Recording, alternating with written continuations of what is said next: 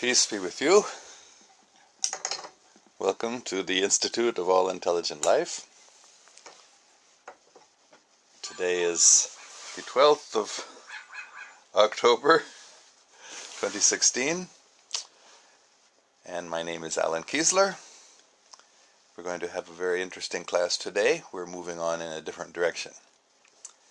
As I mentioned yesterday, we've been talking about the secret space program mostly for this past week, but now we're going to leave that aside. In fact, more than a week we've been talking mostly about the secret space program, and now we're going to move into another topic which I've touched on before, but it's going to be about, you can say, the structure of existence. So I'm going to just leave a minute or two for a couple more people to join the class.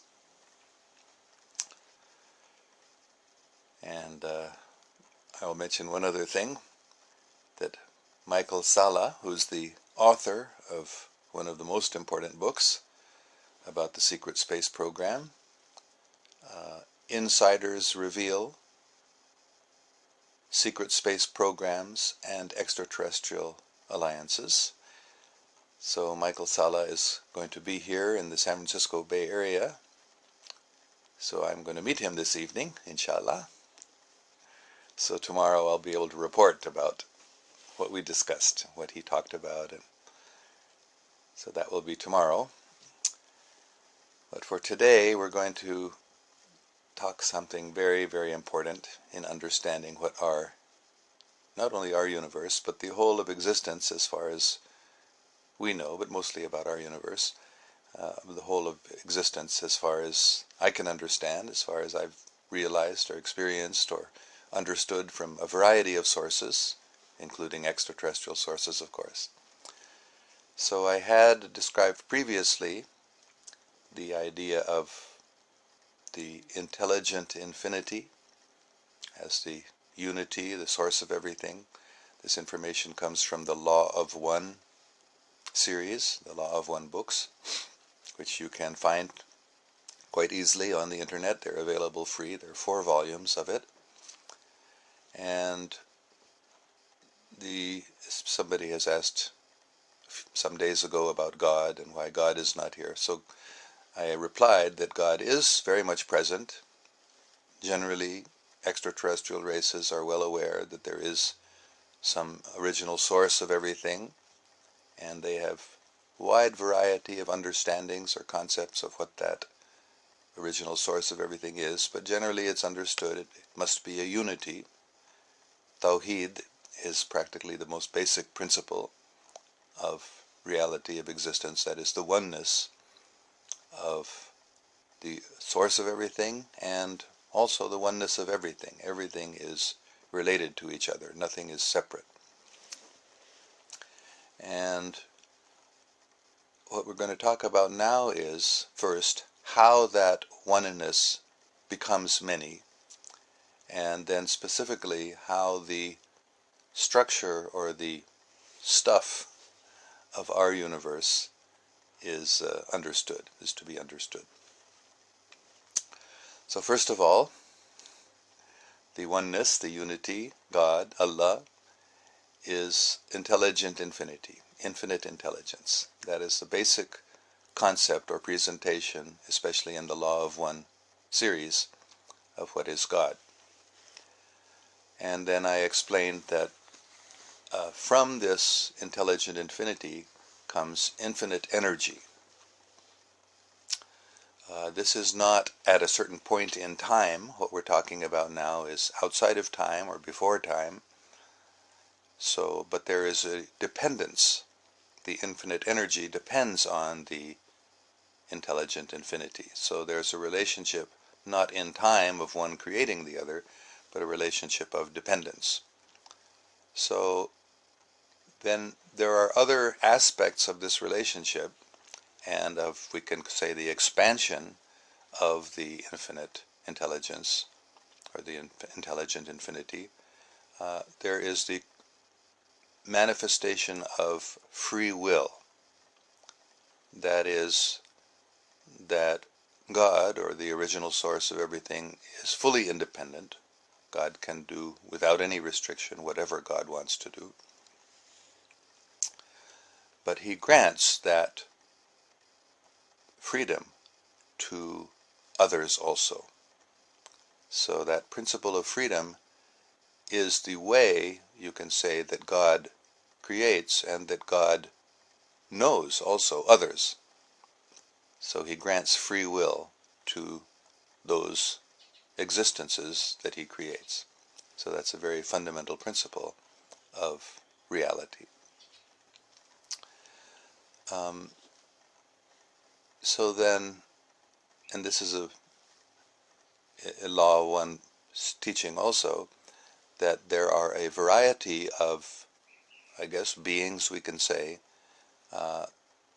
The law of one calls them logoi, or logos is the Greek word, which is commonly used in Western philosophy. The logos, used in Greek philosophy, of course, the logos is like the source, but not necessarily the original source. So the law of one also uses the word love to describe these beings. And those logoi, those logos means word. The English translation of the Greek word logos is usually translated as word. But in any case, this is another being who has free will, who has great potency, great power, great freedom, and these different logoi, these different beings, they have the freedom to create, and they have the power to create, given by God, and they then freely choose how to manifest those creations that come from them. And then each creation has different fundamental principles. So what I'm going to talk about now is our creation, the fundamental principles of our creation.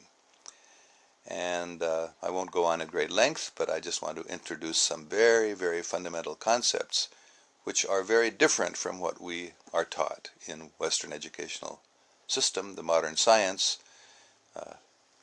Not only modern science, but maybe the idea has been there for thousands of years in what we call ancient science or medieval science also. There have been different ideas, but with the advent of modern physics in the last few hundred years, we have very clearly developed this idea of space and time and matter. These are what we consider fundamental principles. So there's a concept of space-time as a sort of box, you can say, maybe an infinite box, but a space in which, as time passes, things happen, and masses, that is, objects, move. And we consider that the objects or the masses are made out of matter, which is made out of atoms and molecules, and of course subatomic particles. Originally the idea of an atom, in fact the Greek word atomos, the atom means the smallest indivisible structure of reality. But the thing that was called an atom by the modern scientists was then, it was discovered, now it's been over 100, 150 years, they started understanding that those atoms are composed of subatomic particles. Originally electrons and protons and neutrons. And then more and more subatomic particles began being discovered until these so-called fundamental particles just seemed to be more and more and more, and people started thinking that maybe something's wrong with this approach. And in fact there is something wrong with that approach, because those fundamental particles may not really be particles at all. And this, of course, is what quantum mechanics discovered, that even electrons and photons, which are the particles of light, they are not really just little chunks or little tiny pieces of matter, but they have wave properties, and they may be more like a wave than an electron or a proton or this or that. So what I'm going to introduce now is coming from the Law of One series, and also from the physics of a man called Larson, Dewey Larson, who was an American physicist. He wasn't really a physicist, but he presented these principles and this system of physics, which I'm not sure quite how he got it. Somehow he got these ideas. Maybe it came from an extraterrestrial source, I don't know. But he proposed the fundamental principle that our universe is not made out of little particles, and it is not even a box of space-time. But the fundamental principle is motion, or we can say vibration. So this requires, for us, since we've been trained in a certain way to think about the world in a certain way, it requires re-education.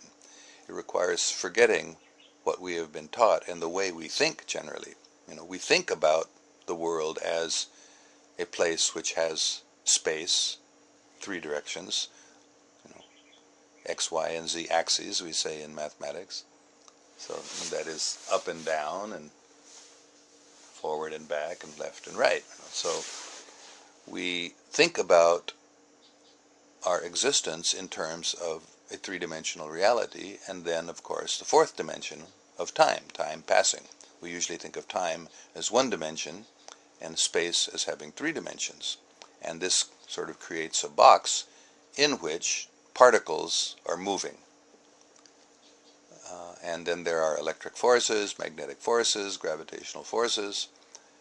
But the fundamental principle that we seem to think of is that matter, little chunks of matter, are moving within a framework, a sort of box of space-time. So what Dewey suggested, and what the extraterrestrials, who are the source of the information in the Law of One series, confirm, is that the fundamental reality of our universe, we can say this reality that we live in, which was created by our logos, or which was created through our logos, if you prefer to use that, but because each logos has free will, therefore they are independent to create in the way they want. But still, of course, ultimately there's only one creator. That's Allah, or God, the source of everything. But these sub-creators, they manifest, according to their own free will, their universes in the ways they want. And this universe that we're living in, the fundamental principle is motion, or vibration. And so we have to stop thinking about fundamental principles as little chunks of matter. And we have to stop even thinking about space-time as the container in which things happen, in which these particles are moving, and of course in which we are moving. So we're talking now about fundamental physics, and this is a little bit, for some people it might be a little difficult. For others who have studied more and are interested in physics and math and fundamental structures of reality, as science tries to discuss them, as physics tries to explore them, you might find this very interesting. But again, let me repeat that we have to adjust our thinking. It's quite a leap to try to stop thinking about reality the way that we have been taught to. So what does it mean that reality is motion, or everything is made out of motion rather than made out of particles of matter? Well, we have to think about motion first. So in science, we think there are 2 types of motion. There's vectorial motion, which means motion in a certain direction, and scalar motion, which is motion but not in a particular direction. So direction is always defined with some reference point. But think about this now, how there can be motion without a vector, without a direction. So I will give one example. This is how Louis Larson and those who are developing the system of physics that he originated, they discuss this idea of a balloon which is expanding, a balloon that you're blowing up that has dots on it. So if you think of a balloon as a sphere, and you're blowing up the balloon is expanding in all directions, so the dots that are on the balloon are getting farther apart from each other. Each dot is getting farther away from the other dots around it on the balloon. And all the dots on the balloon, on all sides of the balloon, are going farther away from each other. So you may say that's a direction, but it's not a specific defined vector direction, because there's no need for a reference point on the expanding balloon. If you have the balloon sitting on the floor, then the place where the balloon touches the floor would be a reference point. But if we don't think about that balloon sitting on the floor, then there is no reference point, so all of the dots are moving away from each other. So there is a direction. You can say it's an outward direction. And similarly, when the balloon is contracting, if you let the air out of the balloon, then all the dots will move closer to each other. They will be moving inward. So this is one fundamental motion that is scalar. It is not vectorial, like we usually think of motion as moving in a certain direction with reference to the point maybe where we are situated. So a little more complicated idea of the same thing is like when a cake or a bread, a pudding, is being cooked, and if there are raisins in it, then this is a three-dimensional example of the same idea of the balloon. The balloon, we're just talking about the dots on the surface of the balloon, but the raisins in the pudding, if it's being baked, it's expanding because there's yeast in it usually, so it expands, and all of the raisins in the pudding are moving apart from each other as it is cooked and as it expands, as it gets bigger. So that's just a similar idea, but a little more complete idea about how things are moving apart from each other, but not in any specified direction. So similarly, the universes, or the galaxies rather, the galaxies in our universe are moving apart from each other. The galaxies at the edge of the universe especially, we can understand, they are like the raisins in the pudding, on the edge of the pudding, or they're like the dots on the balloon. They are moving apart from each other. This is what modern astronomy has concluded. And of course there are different theories about whether they will keep moving apart from each other or they'll reach a certain point and then start moving back in. So we have these two basic different concepts of the universe, the expanding theory or the stable state, and if it's expanding, whether it will go on expanding or whether it will contract again, and then after it contracts a certain amount it may expand again.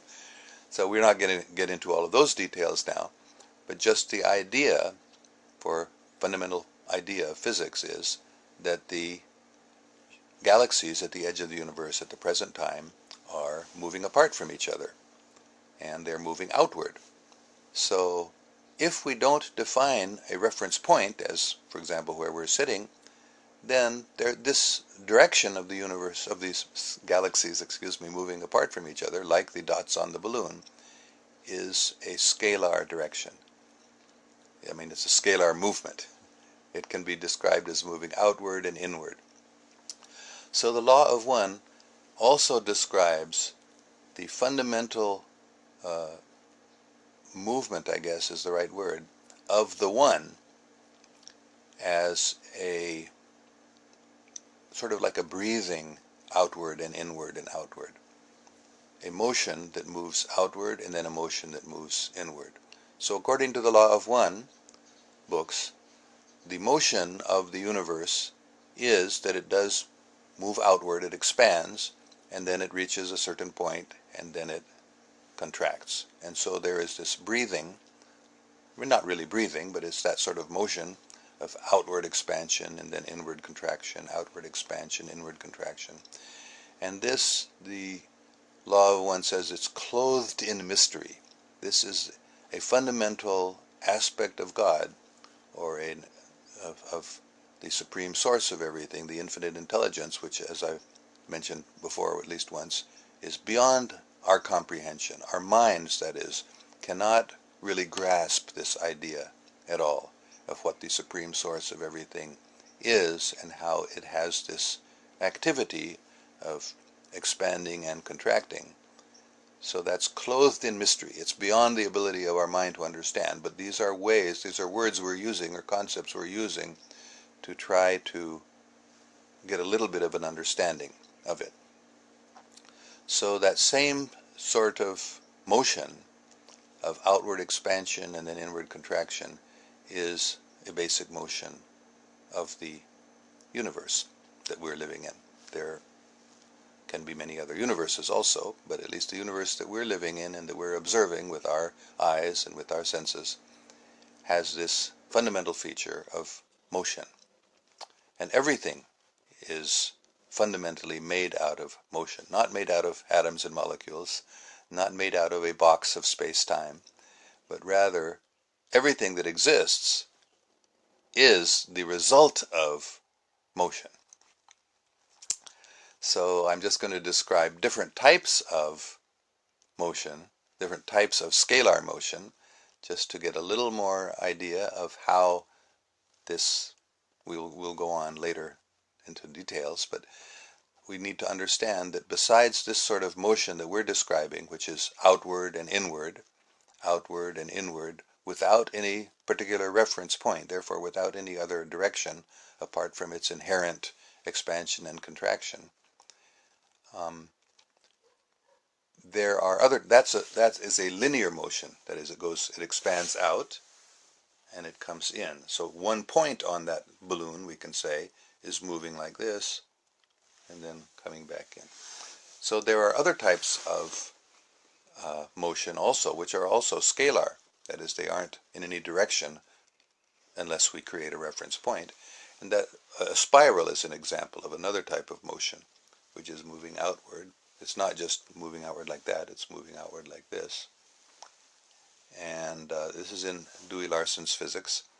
And then another type of motion, not a spiral moving out, but just a rotation. So if those two are combined, moving outward and a rotation, that creates a helix. And then there's also another type of rotational motion, which is like a watch spring. If you, of course, now we use digital watches, but in the old days we had watches that had little springs in them, and they moved like this. They moved like that, and then like that, like that. So that's another type of motion. It's sort of, in one way, it's sort of like a pendulum swing, moving back and forth. So all of these types of motion are scalar motions. That is, they are not dependent on a certain reference point, and they don't really have a direction in the sense of something moving from here to there within space-time, within space, over a period of time. There's no need for any reference point like that to describe these motions. So this takes some time. I mean, I'm talking about my own experience. It takes some time to get used to this idea.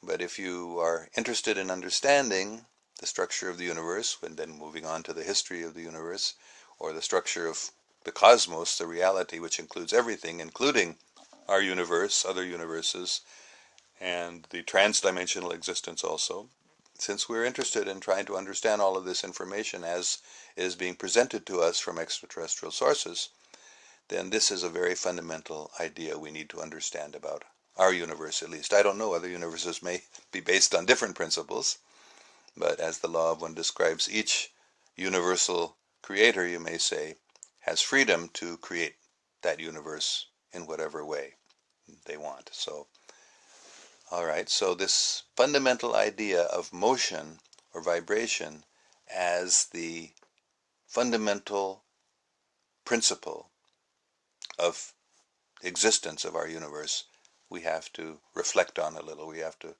go over these examples again and again to try to realize that we've been taught, our physics that we're taught in schools and universities is based on some misunderstanding. And this has become very obvious, actually, to scientists who have been studying quantum mechanics, for example, modern physics. They realize there are some fundamental problems with this concept of reality that we have, of space-time housing moving particles. There are just, I mean, to us, maybe intuitively now, because we've been trained this way, it seems, no, no, no, that's the way things are. But that's not the way things are. Because if it were the way things are, then we would not observe things happening on the quantum level the way they do. That something on a very, very small level is not just a particle. It is partly a particle and partly a wave, or it's a wave-particle duality, we say. So this requires a little meditation. It requires a little reflection. It requires a little thought.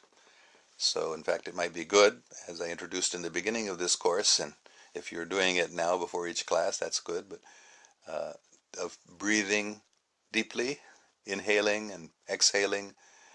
So I recommend that you do this. Just take this idea that I presented here about the fundamental nature of our reality as being made out of motion rather than being made out of particles of mass, atoms, or whatever you want to, however you want to think of them, subatomic particles, fundamental particles, moving within the matrix of a three-dimensional space and time. What's very, very interesting in Dewey Larson's physics is that time also has three dimensions. So that's related to what we've been talking about, time travel, that the secret space programs have concealed, but they've understood and they've been working with time travel. So it's quite simple. Time travel becomes not difficult to comprehend in a universe which has three dimensions of time as well as three dimensions of space. So I strongly suggest you, if you want to, if you're interested in this, if you're not interested in it, then just you can leave it aside. It's not that important. But understanding reality, we need to understand that the fundamental principle is motion, or is vibration, not mass, not matter, not chunks of subatomic particles, and not a matrix of space-time, but simply scalar motion without a reference point. That is the fundamental principle of Dewey's physics, which the law of one also accepts as a very important fundamental principle of understanding our universe.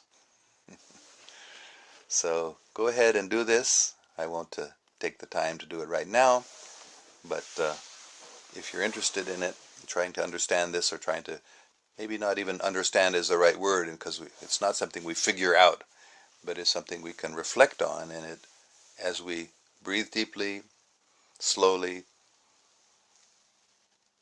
and just meditate on this idea and understand how this changes our fundamental concept of looking at the universe, then it starts to make sense to us. It can start to make sense to us through that method of meditation rather than trying to figure it out. Well, you can do that also, and it may do some help, but I recommend that it's easier to really absorb this idea into our awareness by this meditative process. So it does involve thinking also, but it's more relaxed thinking rather than strenuous thinking. So we've been here about half an hour. I'll see if there's any good questions here. Let's see what we have.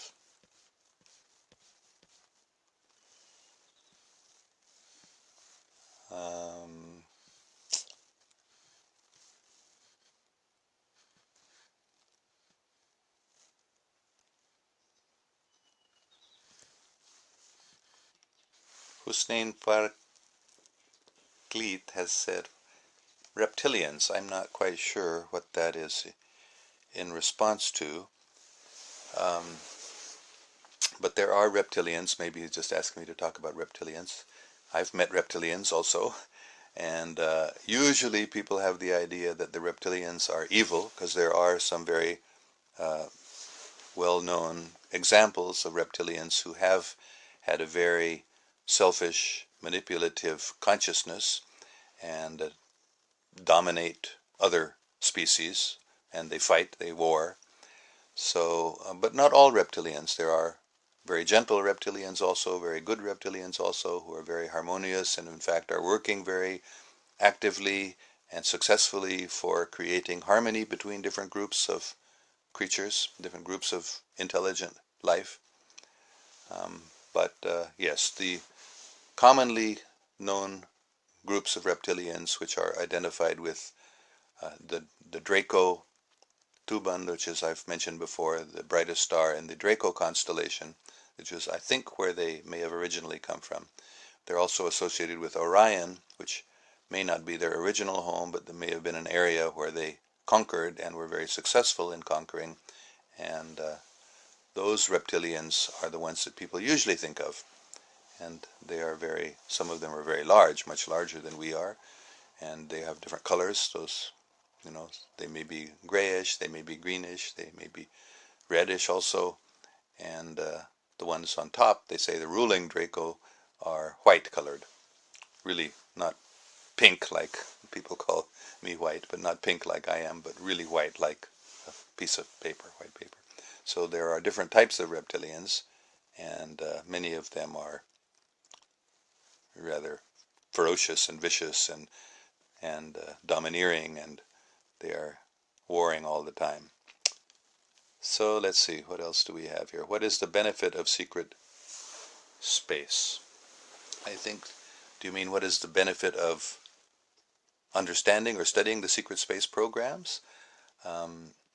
Well, it's very, very important. It's what's happening in the world today, and it really is determining the direction of human affairs. But it's been concealed from us that the human race has gone out into space. We just have been told a tiny bit about NASA having gone to the moon and probes going out, unmanned probes, but actually that's very, very tiny bit of what's the truth. There are massive colonies on Mars and on other moons of the solar system, and human beings have traveled to other star systems also. So it's important. What's the benefit of it? We know better what's really going on in our world. Okay. Mary Shaw says her sound is breaking. Well, I don't know what to do about that. I think most people are not having that problem, maybe from time to time. I thought you were wearing a... No, that's not my hat. That is something that my wife put up on the wall just to have a little decoration.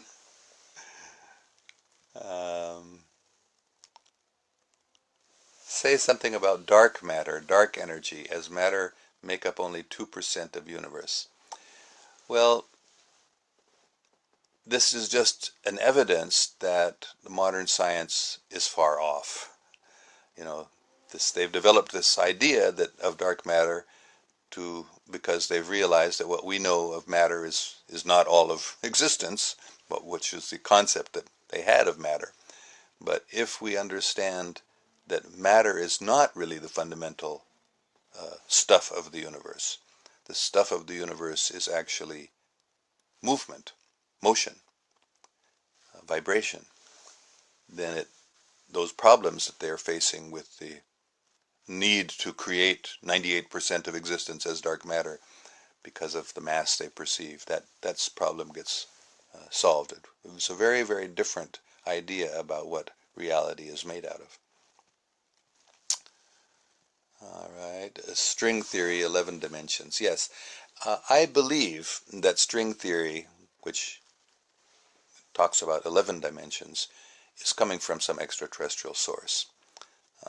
That is, the physicists, the scientists who developed that theory may have had some help from extraterrestrials.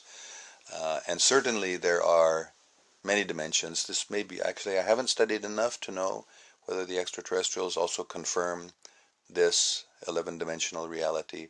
It may be correct that I just haven't learned that yet, and I'll try to study that to report on it.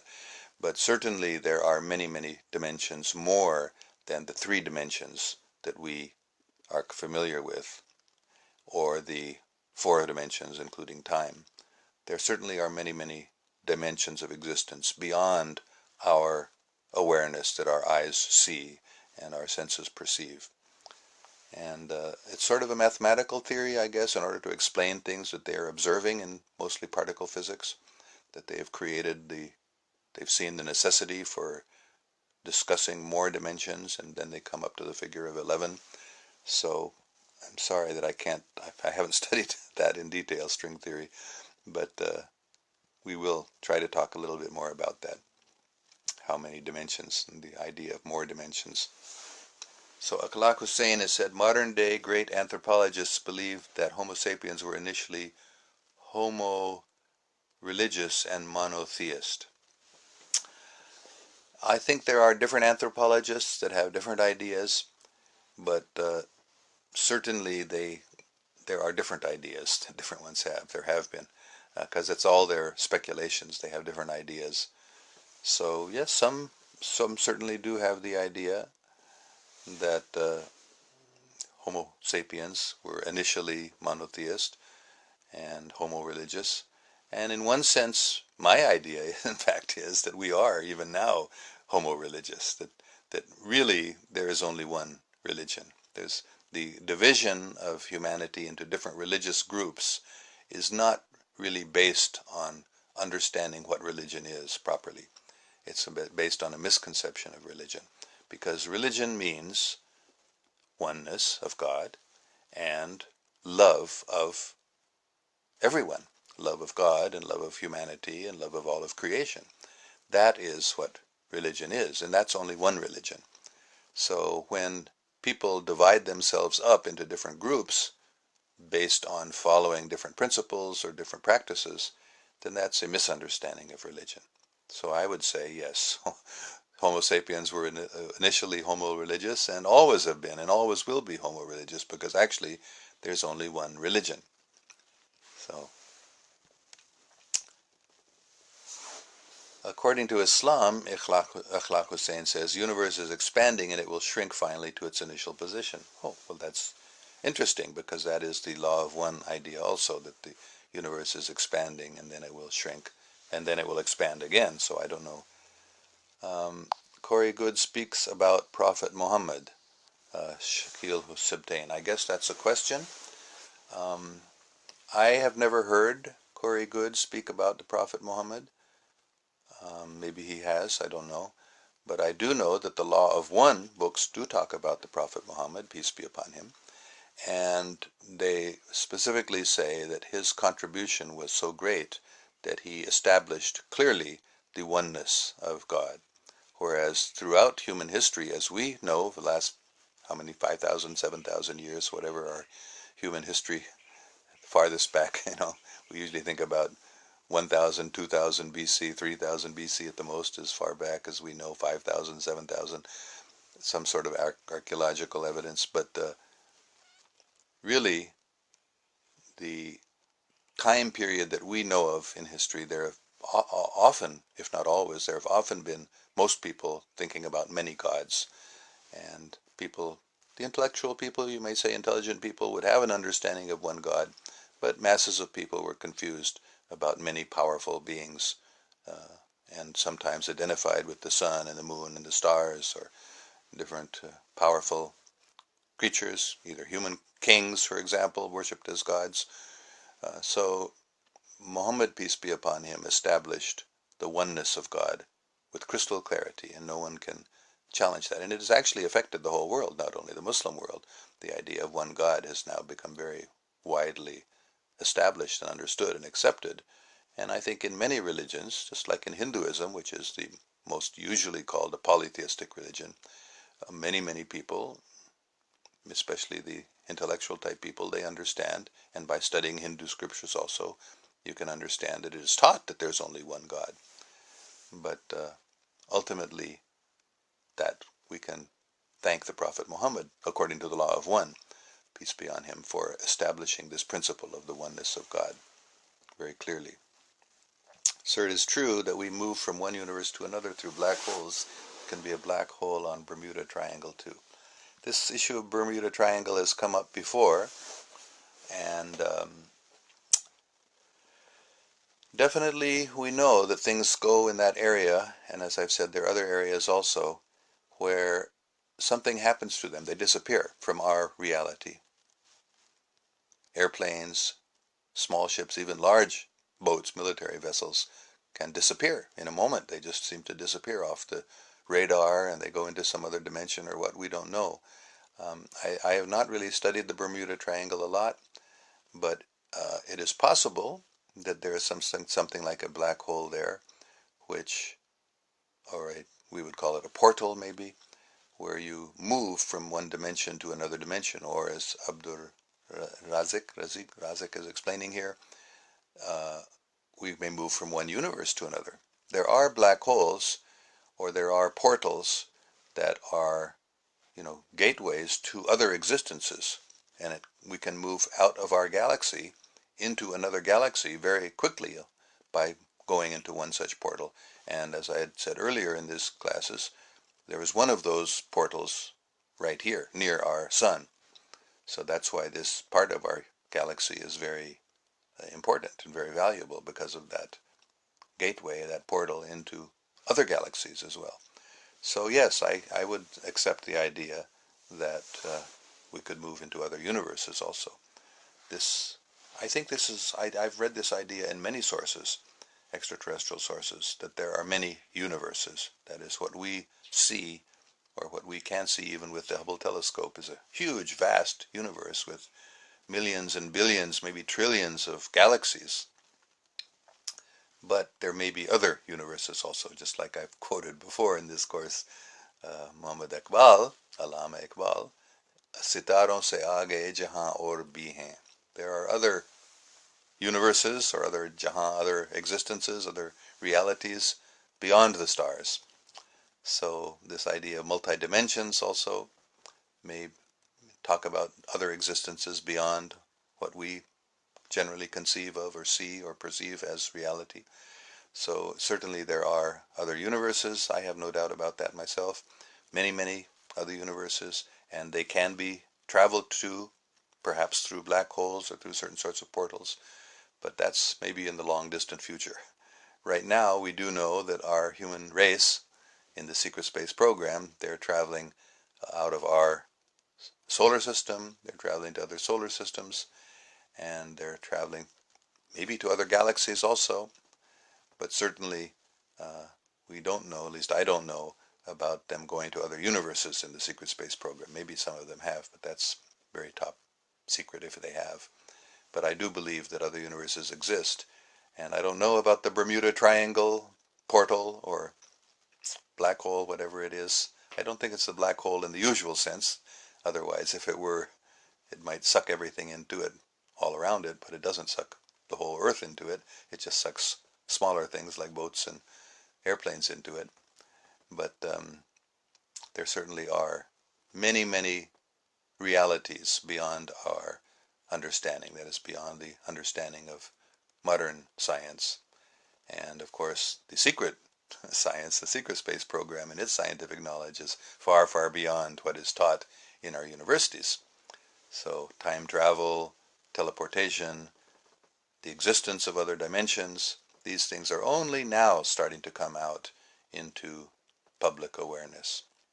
And that's one of the purposes of this course and of this Institute of All Intelligent Life, is to help us become aware of many other realities that we have not been conscious of, that modern universities do not teach us about, and most of us have gone through the modern educational system, so we've been taught very limited ideas about reality, about universal reality, and also fundamental misconceptions about the structure of reality, as we've been talking about today.